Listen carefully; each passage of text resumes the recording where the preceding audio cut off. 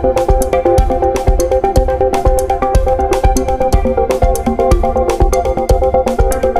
everyone, welcome to my visa news video. Today we're looking at UK spouse visa extension.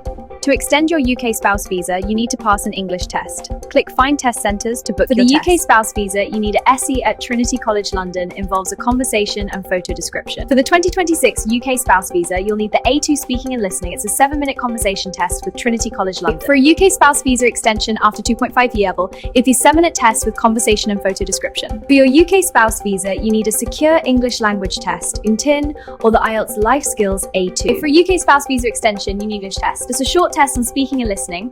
Find approved centres online. For a UK spouse visa extension, you need an A2 SPIT in speaking and listening. The GES Grade 3 test focuses on practical everyday communication. Through conversation and photo descriptions, it tests real life skills. Great to see you. I've been so busy with my hobbies lately, and I went to a great concert last weekend. I'm cooking, I'm stirring the vegetables in the pot. Now I'm dancing, I move to the music. I'm shopping, I pick out fresh food. To extend your visa, you need to pass the SELT. Exemptions apply if you're over 65 or have a condition.